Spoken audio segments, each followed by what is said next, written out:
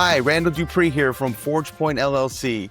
So in my 25 years of leading lean transformation, continuous improvement, Kaizen events for various different organizations, I've seen projects that have gone really well, where we've seen quality increase, first pass yield skyrocket. We've seen safety improve, where we've been able to permanently eliminate hazards and avoid potential injuries by putting measures in place that make the workplace safer. I've also seen throughput increase, flow. We've opened up flow by eliminating bottlenecks. Well, at least exploiting the bottlenecks so that way we could see productivity increase and ultimately reduce our lead time. Now, I've also seen lots of efforts that failed. For example, applying new standards. When a company decides to apply new standards, that takes a lot of work. That is a major transformation, depending on how broad these standards are being applied. Now, if they're just at a local level, at a team level, then it's usually more on the team and the first line manager of that team to ensure that those standards are applied consistently and that the progress is not lost. When standards are changed throughout an entire enterprise, well, that means leaders have to be very, very involved. And over my time of leading continuous improvement and enterprise transformation efforts, I've seen lots of efforts just fall by the wayside. I've seen lots of transformations fail because there were certain leadership principles that were just missing altogether. So what I've done as a Maxwell team member is I've taken a look at all of John Maxwell's content. I've done a survey of his content. Now I don't pretend to be an expert in John Maxwell content. However, I am a certified team member and I have been a student of John Maxwell for years. So I am not a novice when it comes to John Maxwell leadership principles. But I've taken a look at some of the leadership principles that, in my opinion, had they been applied effectively, would have definitely made a difference. They would have made a difference. So when transformations failed, I thought to myself, what did I see as the root cause of that failure? And what leadership principles might have been missing that would have prevented that failure? So, ironically, one of the first things that came to mind was the law of intentionality. The law of intentionality. So, in John Maxwell's best selling book, The 15 Invaluable Laws of Growth, he talks about the law of intentionality. Now, the law of intentionality basically says that, look, growth doesn't just happen. We have to be intentional about it. We have to make it happen. We have to make a decision. We have to make a choice and we have to make a plan. And we need to follow through on that plan. And growth is a lifelong journey. So when you think about being intentional, not just about your growth, but about how you plan to implement anything new, any sort of change that you're planning to implement is going to take a lot of intentionality. Leaders are going to have to spend time designing what the future looks like. There needs to be a strategy, and there has to be a strategy that the entire organization can buy into, and there has to be a strategy that will be so embedded in the culture that even if leaders change, the strategy doesn't change.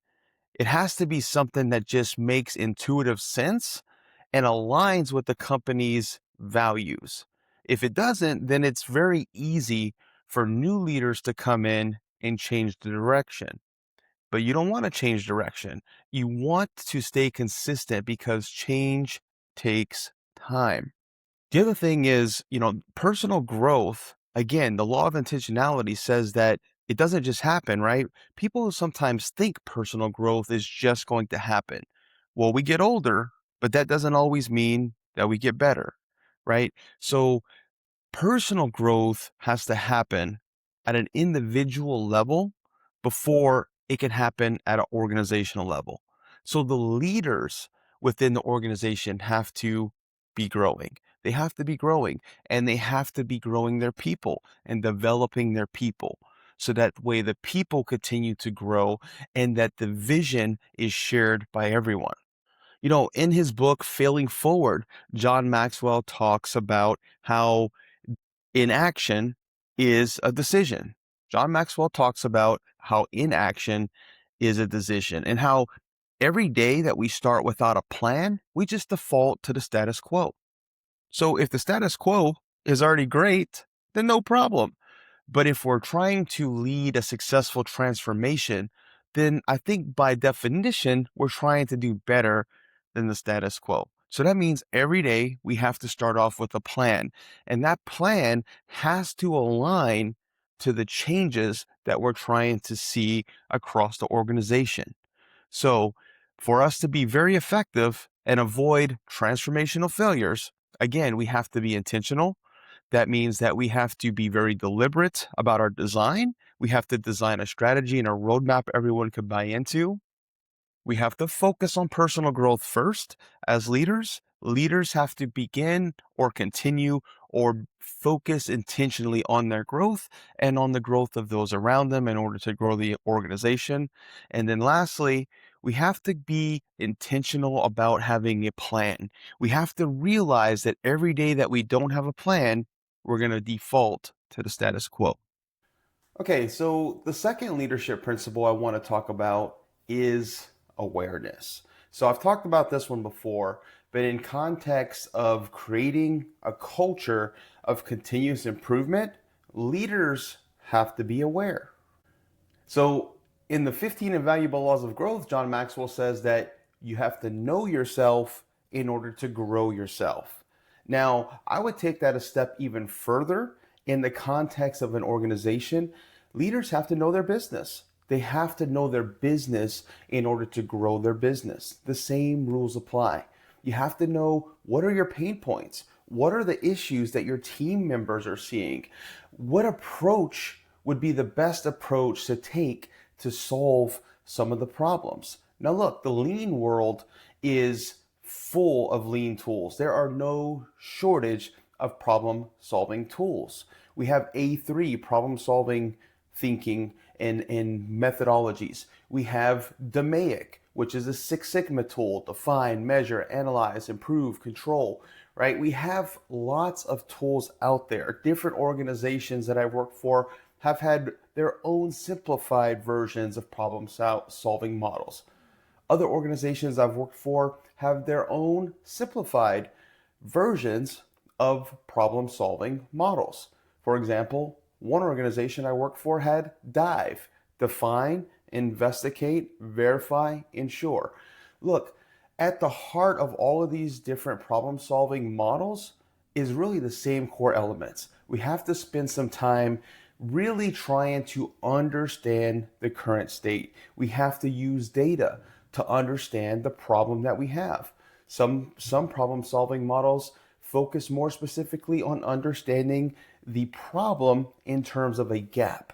If our standard for quality is a 95% first pass yield, but we are at a 90% first pass yield, that would give us a 5% gap in our quality standards. Some companies in their models focus more specifically on more qualitative problems. We had a we got customer feedback that said that we are missing the mark in whatever area, the functionality of our product, maybe. But either way, they all start with gathering data and really investigating, using different tools to understand the root cause of the problem that they're trying to solve. So you got to clearly define the problem. You got to have awareness. You have to be aware. You have to be aware of what's happening.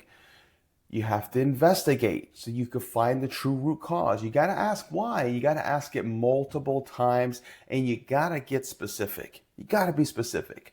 If you focus on the prioritized problem, a specific piece of the problem you want to solve at the point of occurrence, where did this happen? You could become very, very specific, and you could get to a very specific root cause. Whether you're using fishbone diagrams or 5 why analysis or whatever tool you use to get to a root cause, all these systems are designed to get you to a root cause. Then you need to think of different ways to eliminate that root cause, different countermeasures that could be implemented that'll meet the criteria of your organization. So when I say criteria, I'm thinking the time to implement, the cost to implement, things like that. Every organization and every problem is going to have different criteria for how they want to solve problems. After that, all these systems want to make sure that the countermeasure is implemented, that it is communicated to the appropriate folks who need to be aware of the countermeasure, that it's tested out, and that there's some sort of process in place to make sure that we don't go backwards, that we don't see the problem occur again. So we want to make sure that our countermeasure is effective, and we want to make sure that we're actually getting the results that we intend to get from our countermeasure. So for us to be able to be effective in problem solving, we have to have awareness. And part of that awareness means that leaders must be able to see their own blind spots, as well as the blind spots in their processes. They have to have realistic thinking. They have to be able to have realistic thinking. They have to be able to take the hard truth, whether it's coming from the data, whether it's coming from their team members. They have to take the hard truth, even if it feels brutal. The brutal facts could be very, very revealing. Leaders also need to understand that there is a cost to inaction.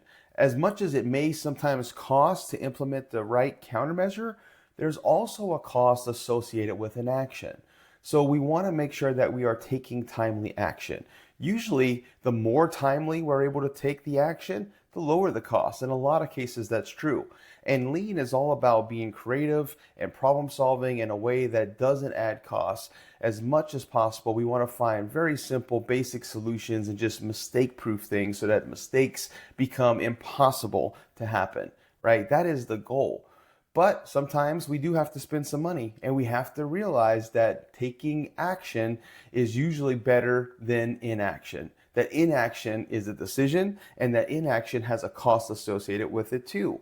So for effectively transforming an organization, a process, a culture, leaders have to have awareness of themselves and their blind spots, awareness of their processes and their teams and their problems, and any issues that might be hindering this culture of continuous improvement. Because at the end of the day, for businesses to be competitive, they have to continually improve.